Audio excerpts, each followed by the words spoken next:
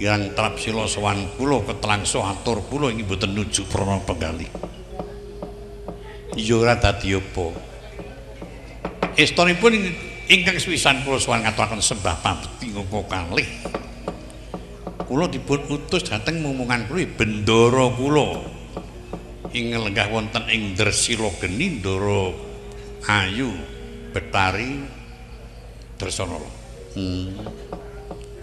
Tinanggen ngaturaken pabekti wonten rasa dalem Kanjeng Diwaji.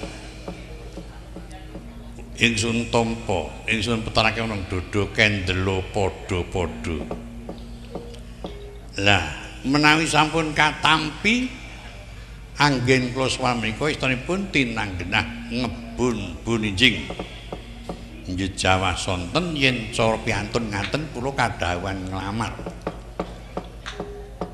Putra dalem Sekar Gedaton ingkang sampun kondhang kauna-una menika Putri Wahyu. Badhe dipun dapaken kalian putra Dresila Geni, putrane Betari Dresana. Mboten Ndara Kulayu Betari Dresawati kadangipun Tara Ndara Ayu Betari Dresanala. Ingkang kasih Raden Wisabrata I Bambang Wisabrata. Menika yen kaliyan Ndara Wisanggeni kalebet nak sederek. Nah menika saking panuwunipun supados pendalem paring pangandikan kanthi wijang kaliyan kula menika mangke atur gadahan kula wonten kersanipun Ndara kula Betari Dresanala. Ingkang mekaten kula semanggaken dene sampun katampi anggen kula matur. Kula sampun dipun betani tanda jari. Kula trinampi 10.000.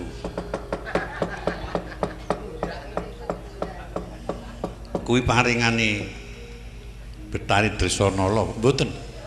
Niku medal saking keren kula piyambak. Petruk amarga saka kabeh mau gawa marang atmajan ingsun durung bisa paring keterangan ingin baku atmajan ingsun bakal ingsun timbali supaya mengko bisa wijang nggone matur jeneng sira mangerti apa kang dadi kekudangane putrane iso duka yayah sinipi coba ngawing-ngawing istinaping muka kaberenang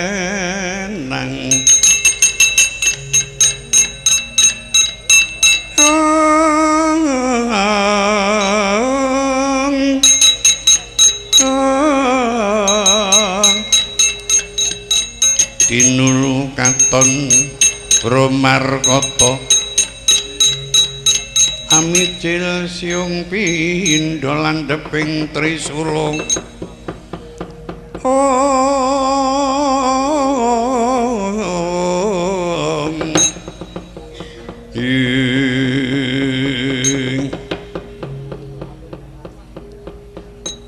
Petruk Nun saka rumangsaku kok saiki Petruk duwe watak bagusi weruh yen aku ana kene kok tanpa matur. Lho mangke rumiyin kula niki ming wong cilik. Mongko lenggah wonten ngriki panjenengan kaliyan kula erak riyin panjenengan.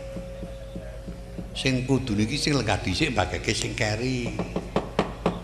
Nek kula teka dok matur nggih nek atur kula dipun agem nek mboten wis kebacut cerewet ora dienggo. Aku ngerti bisowanmu iki mau sing mligini nglamar putra ing garbusmu nggih sumurpa kalamuta Dewi Probati lan Drawati iku wis dadi wewenangku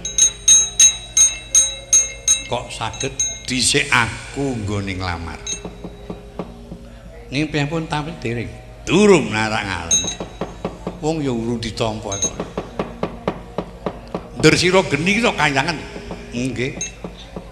Dewa-dewa pirang-pirang. Medune Upamata Pintasraya kadang-kadang Amarta.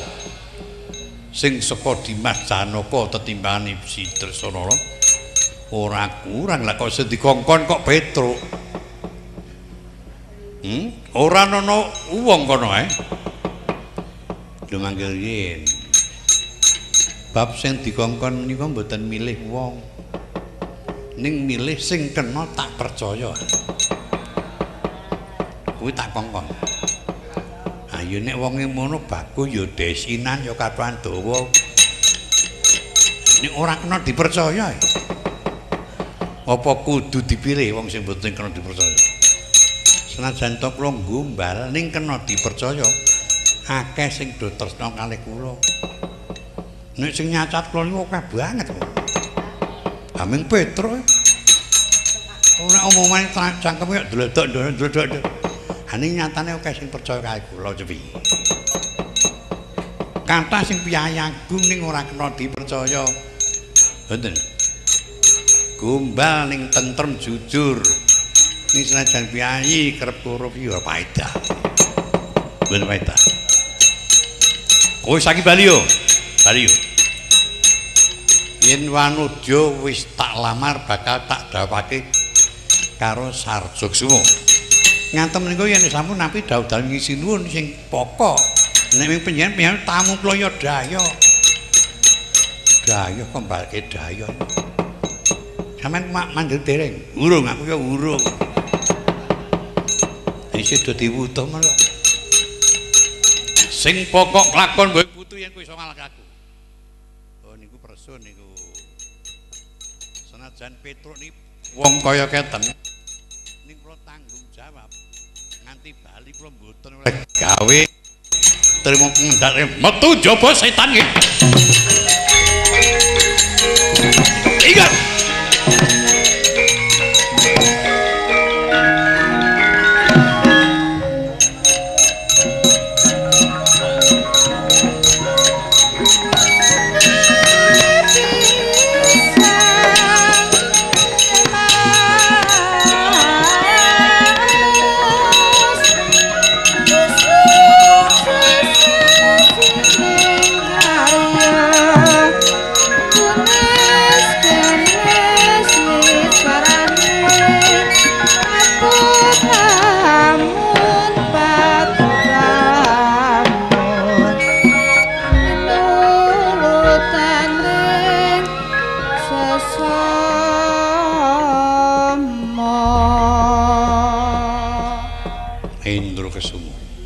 pangadawuh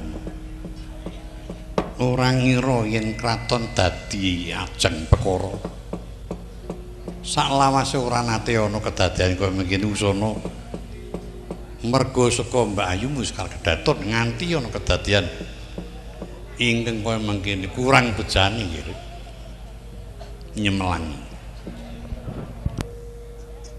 sinuwun Mandura utusaning Nalendra ora kena disanggo enteng Ratu Ngastina. Kadange akeh balane kuat. Njur kosok barine Dresanala. Senajan to kuwi widodari putri wujude. Ning tumrap kanan kiringe ya mbebayani. Sauga dewa mbantu Pandhawa sak wadya balani ya padha bantu. Tiba perkewu nggih. Aduh Rama. Saking pinuwun inggih putra Rama katu manjing kedaton manggi Kakang Mbok. Yen pancen Kakang Mbok menika mangke sampun matur kedadosan katem menika gumantung Kakang Mbok. Menapa iki menika dados idawanipun? Oh iya to mengkono. Ingsun tak manjing kedaton nemoni Mbak Ayu. Jeneng sira metu njaba mangsa bodho diatur sing prayoga. Para kawula senajan tok ana kedadian kaya mangkene iki ora ngrembug bab negara. Kula nuwun dawuh. Kepareng nyuwun pamit medal jawi ngemban dawuhan Kanjeng Diwaji aja kaya bocah wingi Pati nuwun wonten paripandika ing dawuh sinuwun. Metuwa njaba mangsa bodho tatang para Wadyabala luwih sing jaga negara kanthi tertib waspada. Nuwun dhateng sedika nyuwun pamit medal jawi ngemban dadan Kanjeng Dewaji. Aja kaya bocah wingi sore. Purna sabdaing nata. Sabda pandhita ratu, sabda pangucap pandhita temen ratu sarani. Pangandikaning pandhita Sriwatan kena wali-wali to narendra ngendika sepisan rata tiyang sanegari. Yayah Tirta Kresna kang kinyar-nyar mungging dransang seta. Mbuya kepalu bebek mangsil dadak saka ing palenggan tindak manengen ginarbek para bedhaya sinau saka Mandrawa. Binayang bayang kamulyan.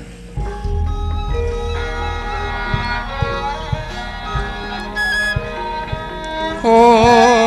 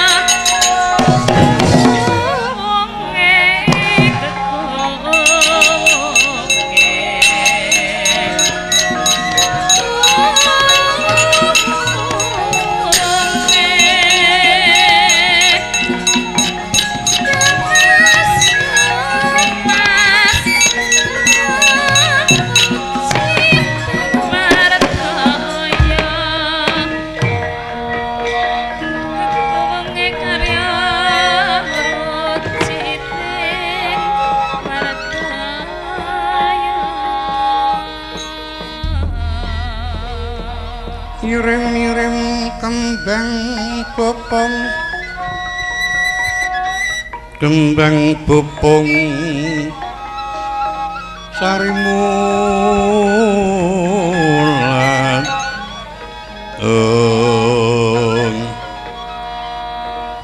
kembang trate bang rerayungan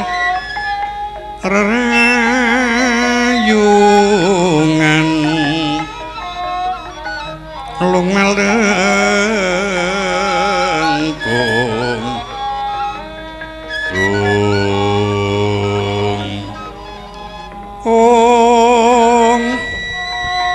rumambat pepuletan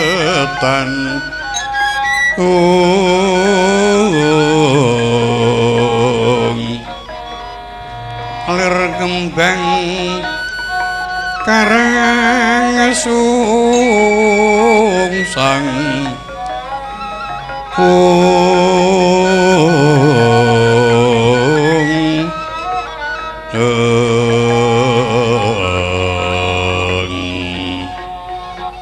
lir kembang karang sungsang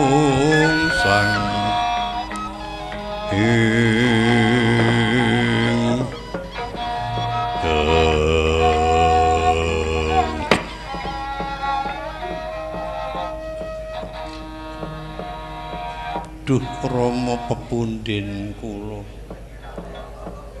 ngaturaken sembah pangabekti ingkang putra Rama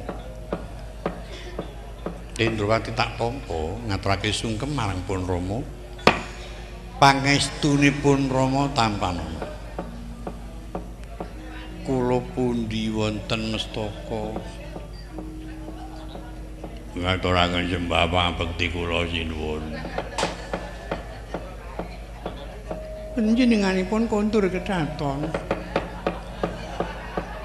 Iya bocamban tak tampa atur sungkem marang jeneng ingsun.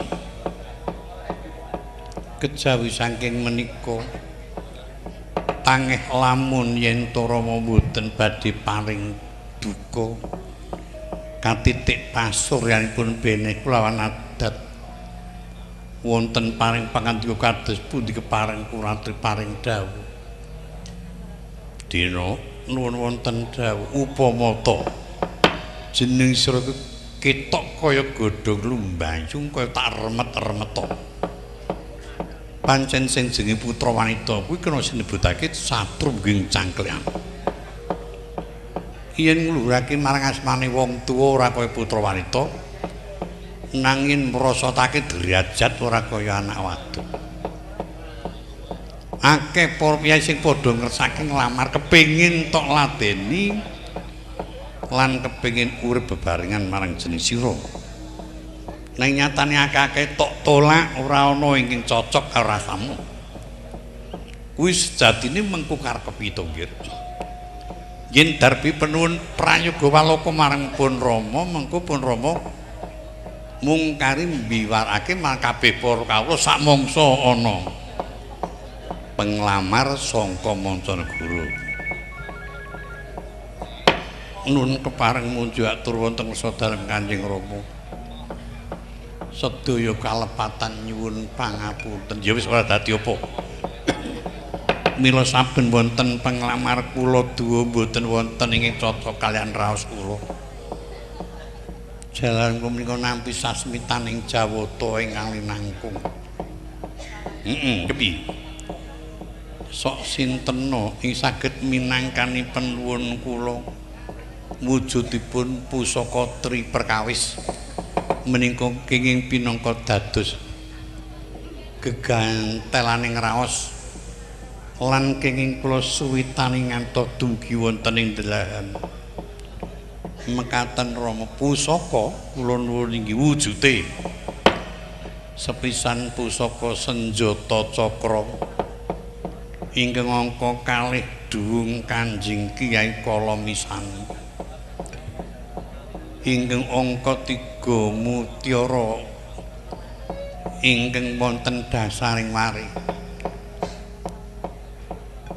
mutiara ing ana sak jroning banyu inggih senjata cakra kuwi aku tau krungu ning lali sapa ta sing kagungan luwih-luwih keris sing aran Kalamisan iku kondange tekan ngendi yen Kalamisan iki keris bebayan ning ingsun yo ora mangerti sapa sing kagungan pramila menika ingkang minangka dados paukuran mungguh kuwi werdine dung Kalamisane menika ingkang kula dherekaken satriya lan piantun ingkang lantip ing pambudi saged minangka dados tuladanipun sedaya para taruna. Senjata cakra piantun ing saged mangertos dumateng kahanan ingkang dereng dipun lampahi. Kados digampi diwu kaya jinangkung marang kang gawe urip. Mengkaten Rama. Mutiara menika ateges menika minangka dados sasmita katresnan jati. Dening utamaning nata berbudi bawa laksana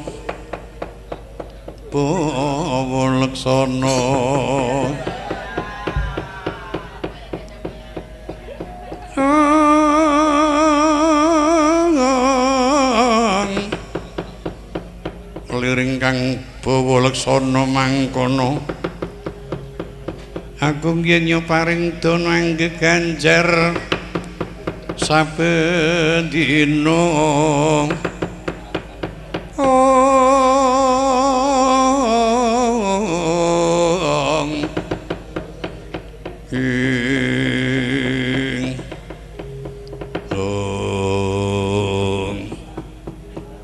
dina wonten paring adawu gandeng kanan iki ana kedadian klerak-kleru tak kandhani ya iki mono penglamar loro siji Nalendra Mandura kuwi ratu tetunggiling ratu ingkang percaya Ratu Ngastina uga Ratu Bebalaraja kula nuwun inggih upama ana kedadian murkane Prabu Baladewa negaramu iki iso dadi lebur papan tanpa dadi njur sing siji Petro kene dijukuk tata gelare kere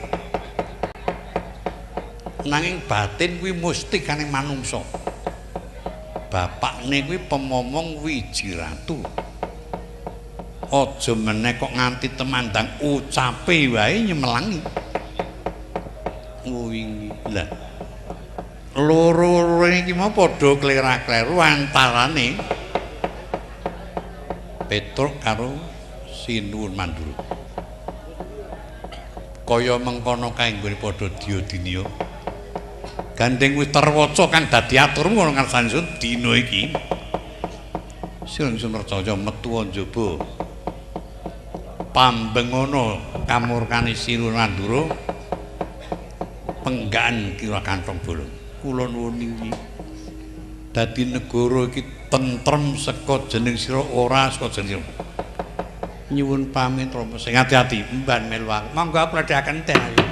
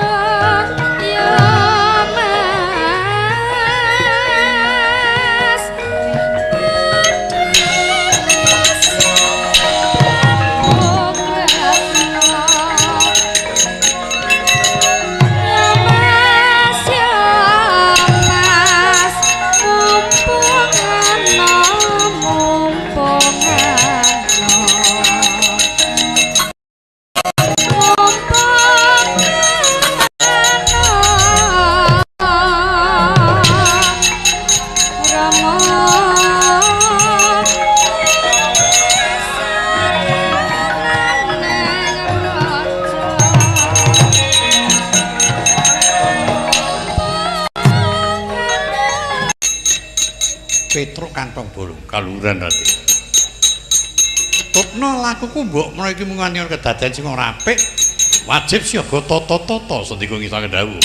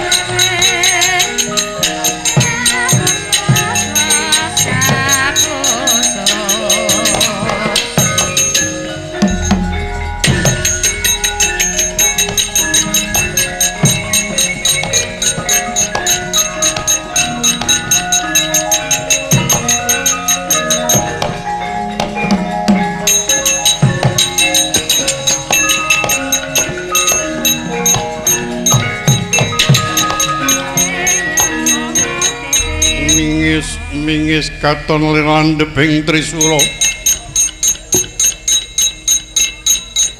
tumantu ing sangga mungsuh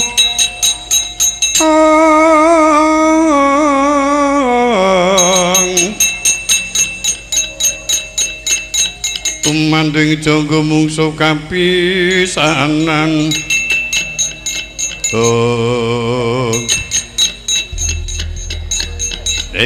Petro mumpung aku durung nesu yen kena tak prenggake becik kowe saki Balya matura karo Diajeng Dresanala menawa wanita wis tak lamar wau teng mrika nggih ngoten iki teng mriki nggih padha wau teng mrika kula niki dudu bocah wisore pun wong tuwa. Yen nganti kula niki mangke wangsul ora oleh gawe, sesuk akhire kula mboten bakal kena dipercaya. Wong niku nek ora kena dipercaya niku elek-eleke manungsa. Kowe mengko tak paringi ganjaran. Ura ora mata duwiten. Sing baku laku kula jujur lan pakula menika temen ha niku sing kula jaluk awit kaya ngoten niku mangke bakal nampa cobaning dewa yen pitados wonten ngrene yen ana apa-apane aku sing bakal nyangga ana muringi kadang-kadangku mengko aku sing nanggulangi arak sampeyan lah kula mongko sedaya gesang wonten Prajapada tingkah laku napa mawon niku dipirsani kang sing kuwaos hukum karma niku isih laku nek hukum adat hukum malam niku iso kena diendani padane mlaku terang terwaca mboten wonten napa-napa teka-teka prepet beres udan deres niku jenenge hukum malam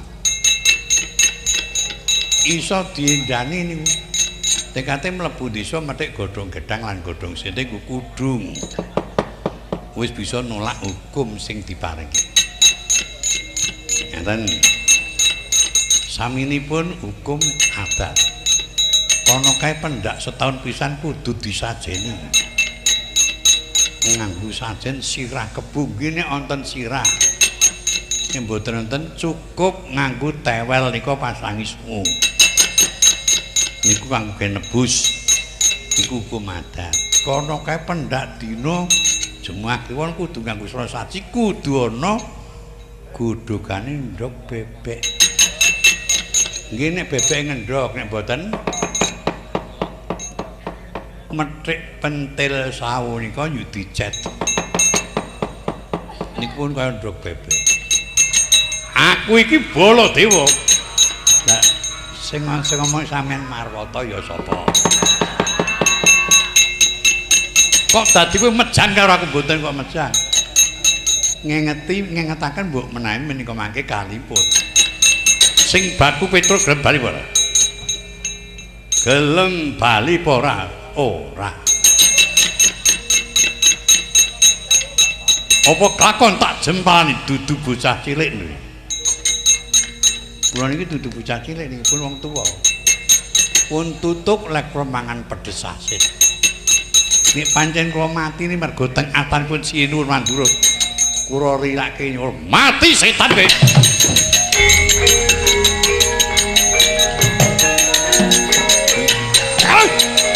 Oh, ingat.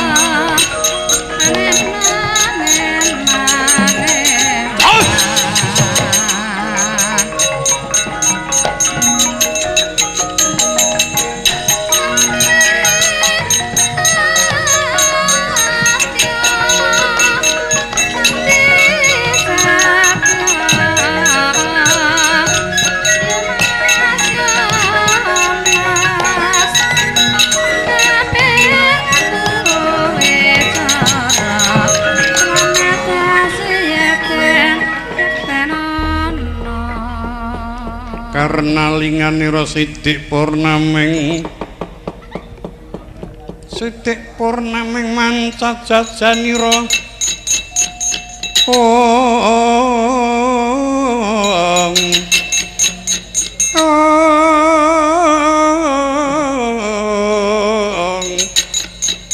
ngelingana lepasing pusaka Dewa Danu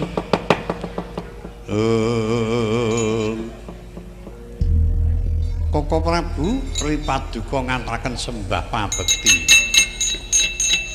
Karna kula tak tampa. Wangonipun Anggir Mandura kok wonten para damel katitik dawah saking Jumantara. Badhe kula sasih kusaman. Nggih. Nderek midhangetaken.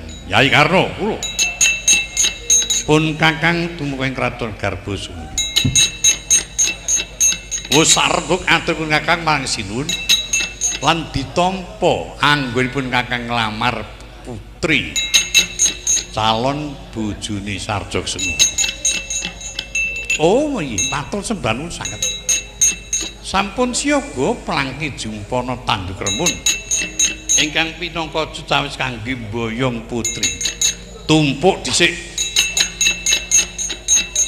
Tumpun sik. Lho kok malah ditumpuk pripun? Ngaten kula sasi Krisaman. Yayi kula praptanipun Kakang Swan Kersa dalem sinuwun bebarengan karo tekane Belu Buntung Petruk. Belu Buntung Petruk kasebut diutus marang adikku Sidrasana supaya uga nglamar Sekar Kedaton bakal didapati karo putrane Dresawati. Oh nggih. Ing kekasih Raden Wisabrata.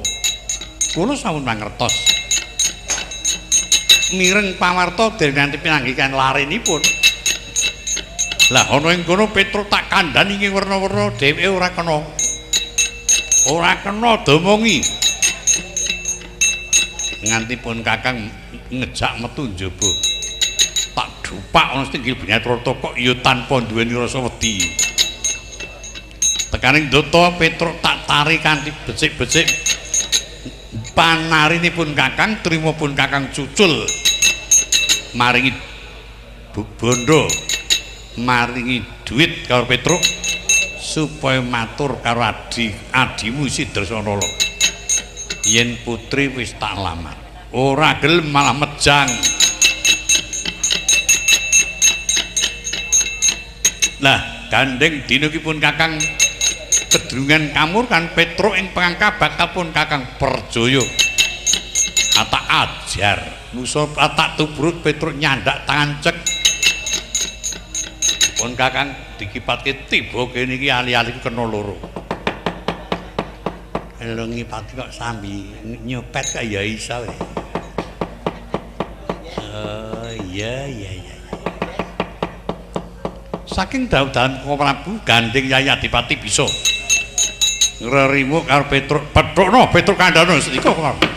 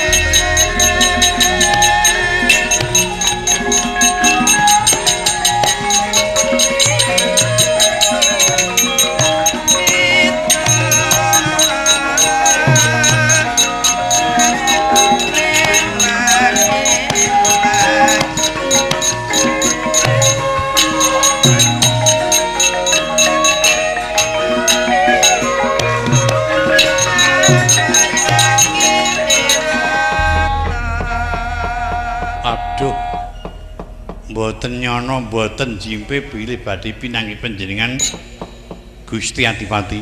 Iya Petruk. Sungkem bekti kula konjuk. Iya tak tampa. Bapakmu ora apa-apa to, wilujeng nggih. Adiku Janaka kepiye boten ate sowan mriko. Ora tau sowan madu apa sebabe? Gawean kathah. Timbali mriki. Aku ora mligi ngetutake Janaka pundi sing nek akeh ngene.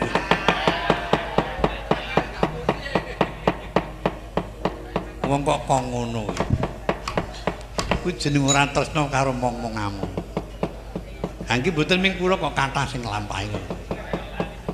Kancan saniki niki panjenengan prasa piyambak antas kula. Ming dapur Panakawan kruyuk sumbangan pirang-pirang. Kuwi jeneng umum srawung karo sedulur. Lah nggih. Nek ora tak rewangi adol-adol kambil ora. Kang Rai Surti kanthi ngoten nggih. Bojoku apa? Lah ya isih lah bojo. Oh nggih. Syukur. Diwet-wet. Wong direwangi nyolong-nyolong. Selemungan. Kok ngerti nek Surti Kati ki laku nyolong? Nah. Dadak ngungkap sejarah. Panjenengan gandrung-gandrungipun kan Kang Rai Ndara Surti Kanthi niku le rawuh tengah wengi kula pun teng njaba nginjen kalih Kang Rai Permadi kalih Ndara Banawati dek tesih prawan piye. Oh. Yai Banawati isih timo nggih tesih prawan. Tesih prawan geger-gegerke wong. Wong saniki randha men gegerke wong.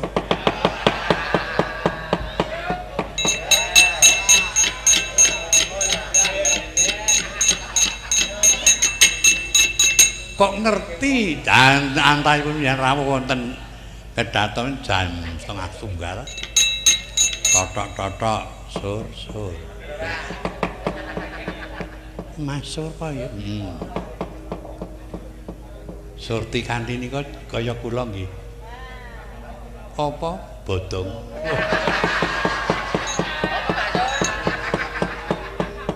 Lambemu ing anu ding surti nanti sing ora-ora. Malah saiki kagungan putra siji. Kakung tak jenengi Wersasena. Wah nggih syukur. Wah. Kula marem penjenengan palakrama sing nglabuh keng Rai Ndur Permati seneng kula. Seneng tenan. Iso tekan seprene dadi kaken-kaken ninen-ninen. Iya. Kinten-kinten ya swap pinten Kang Putra? Udakara ya 20 taun. Oh nggih nggih. Babagane anak kula niku. Babagane anakmu? Nggih, nggih. Anak kula kurang luwih nggih 18. Putri. Wong senajan anak kula wedok wae. Ayu. Anakmu kan nggih. Kok iso? Ah wong Celeweng bojo kula.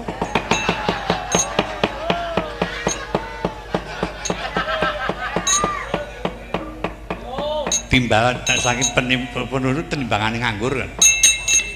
Bisanan apa? Ayo ora apa-apa. Ora apa-apa saiki anakmu nandi. Pun mati. Wong nek ra kalah wong anak mudar apa-apa. Petro, lho aku tak kandha nggih. Kowe tekan kene nglamar Dewi Indrawati. Nggih. Sakersanipun Ndara Ayu Betari Dresanala badhe pun dapaken kan purunanipun. Nah, ingin kekasih Raden Wisabrata. Gandeng kuwi bakal didhawuhake karo Sarjoksuma. Matura karo Diajeng Dresanala menawa wanita kasebut bakal tak jaluk tak dapati karo Sarjoksuma ewadene yen pancen prunanku kepingin bakal palakrama si Wisabrata kon milih wanita sak lingkubing kraton Ngawangga mengko sing nanggung jawab aku aja melu-melu sing mantu Diajeng ning mengko aku sing ngragati.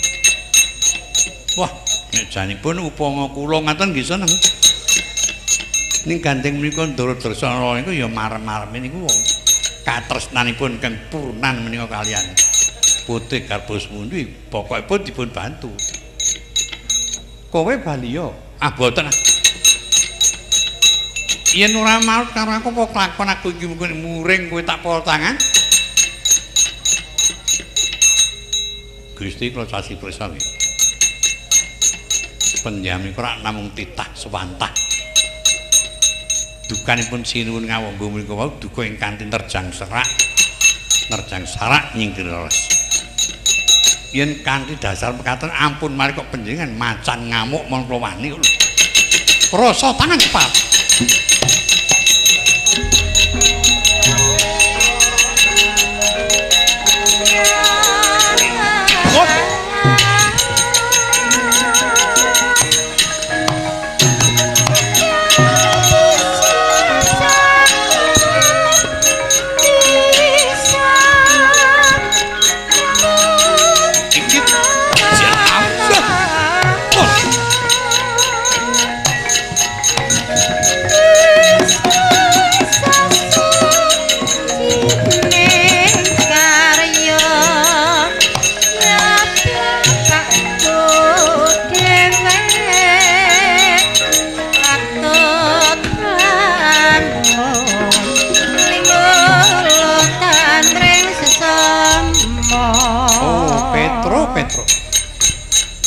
Ing atase ming Panakawan karo bendarane kok wani. Lara apa sing tok jaluk tok anggap enteng apa kowe? Tangi ngenteni gedung. Paman Sengkuri nggih. Plus mangertos anggere dipati duka kalian Petro. Rada mangkal karo Petro ketok ngenyek. Ampun kajeng mboten napa-napa. Mangke kulo ajari, Pak. Orang rumah ming pono kawan. Randek lek nyiwara saenamu dhewe.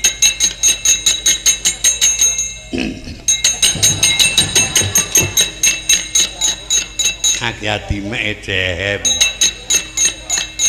Tunggal dhewe sengkune grumat-grumut. Pengaco ae.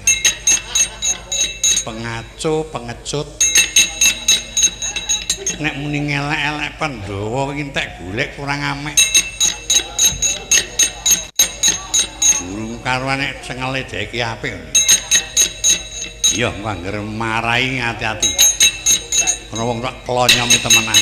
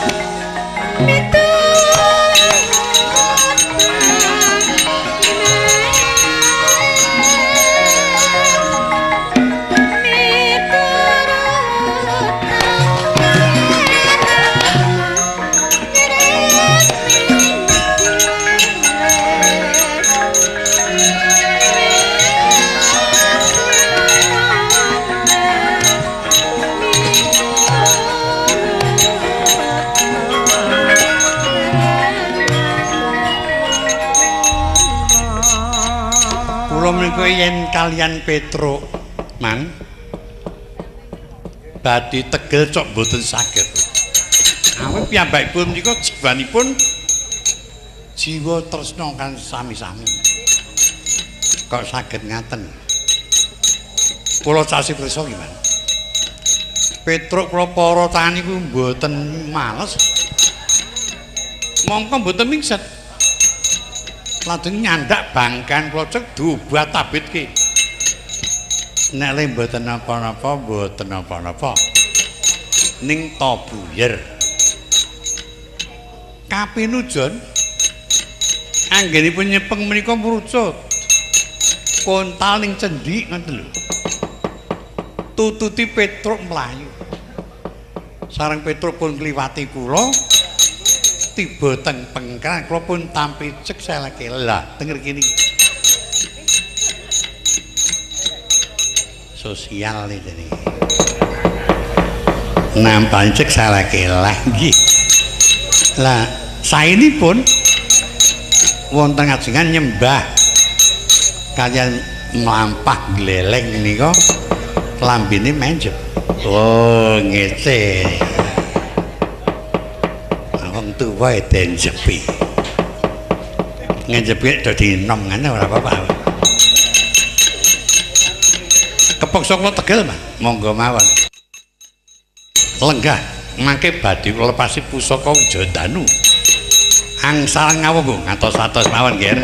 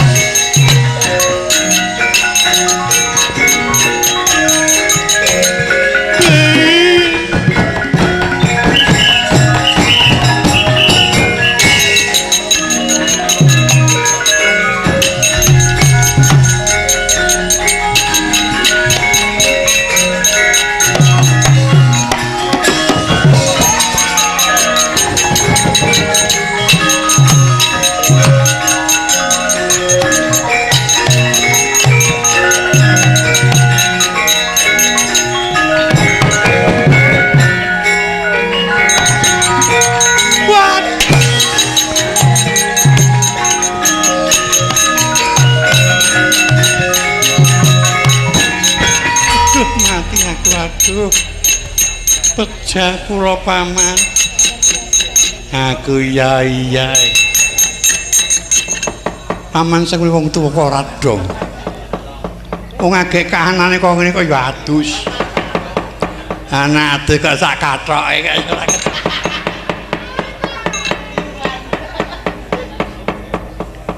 Niki wau kula mlumpat kecegur mlumbang.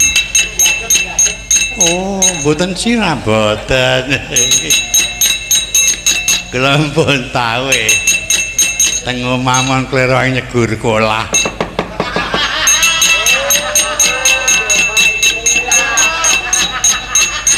Lah sebabe wis kebacut mendem.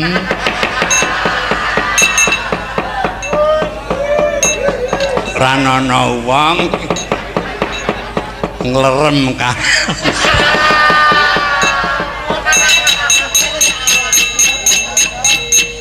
Malah sing ora-ora bakal kula nyegur kolane. Ampun ngendika kalih sinten-sinten. Malah dumungke ning tratak ngono.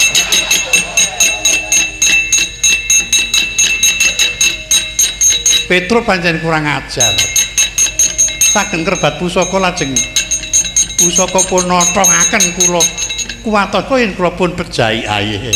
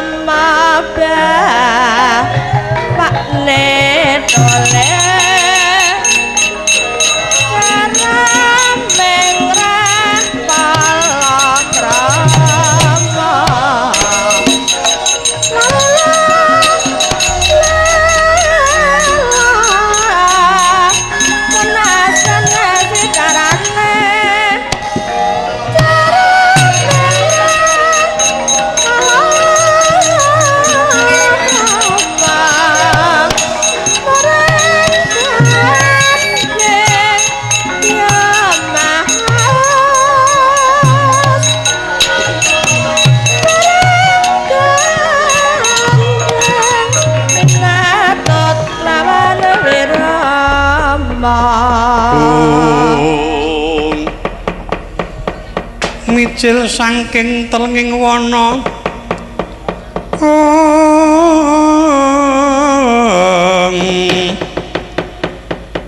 andulur lakuning sang Puspadenta ing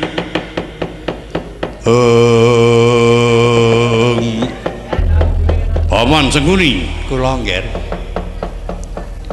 pitumbasanipun temanten gampil kelebet pinangka angel. Lho kok le sulit teman. Gampang nih kok kelebu pinangka angel menika lajeng. Wertinipun dos pundi? Senjata cakra pinangkanipun dhawuh temanten pulang geni. Ini menapa pusaka dung kala misani kagunganipun Nyai Arjuna kangge srana dhawuhing teman. Iya, lajeng angka 3 Mutiara Sesotyaning Wari. Lah niki gandeng pusaka kalih sedaya sampun nate mangertos. Namung yen Mutiara Sesotyaning Wari dereng wonten ing mangertos.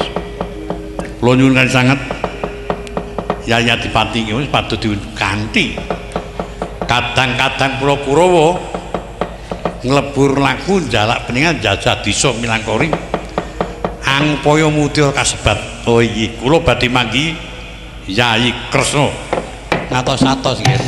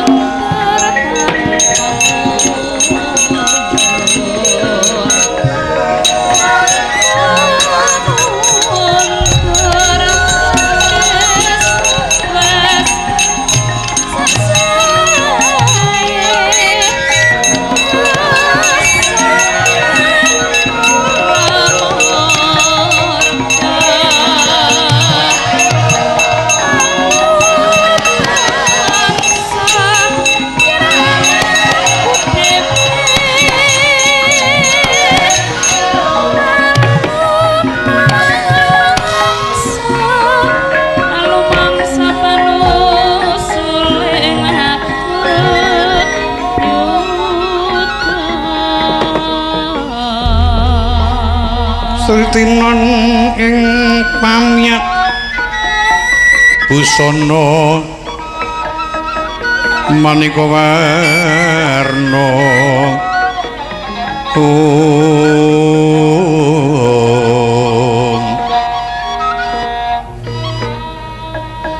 renggeng kencana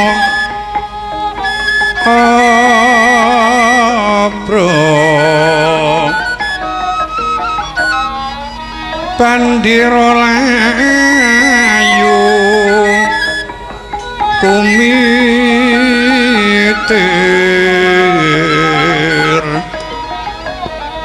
sindrang pondher sing maruta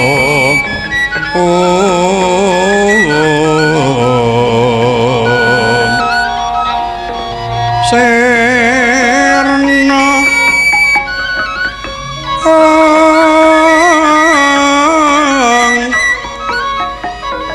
kumaraning wiyat mangkian kumlebeting dwaja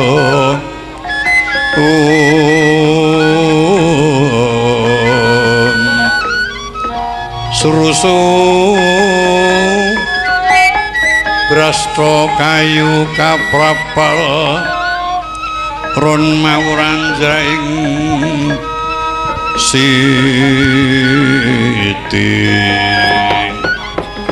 ron mawur kaduping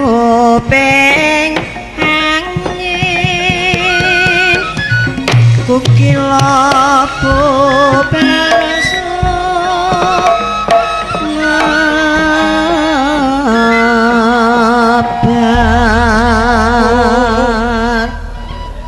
paripurna peperangan ing kuban kraton Garba Sumulu antawisipun Kila Kanthong bolong mengsah marang para Kurawa ingkang den pandhegani dening Nata Mandura Prabu Baladewa dupi wis cinaketan Wanudya putra dalem peperangan kandhek padha sak tanika sinuwun Mandura arsa ngupaya nata Ndrawati bidaling para Kurawa semedya ngupaya mutiara sasodyaning warik kosok baline Kila Kanthong bolong nyengkaken genya lumaksa upama ta bisa kaya diuncal-uncalke jumangkaing ngampe daya-daya tuwuh kayangan Trisila Geni minggah wukir sengkan-sengkan anut bambing kaprel mamiring nerajang sulka mapit mergi kang sempit wis kesulak ing dalu surya datan kaeksi swara kutu-kutu walang atega manika warna ingkang kinar dedamaring laku ngkumulaping lidalan tatit setindak noleh sejangkah mangu sigeg inggih wonten madyaning wana kocapa kang pinangka sinambeting cinarta ing lenggah wonten ing Kraton Dwarawati Prabu Sri Kresna den adhep inggih putra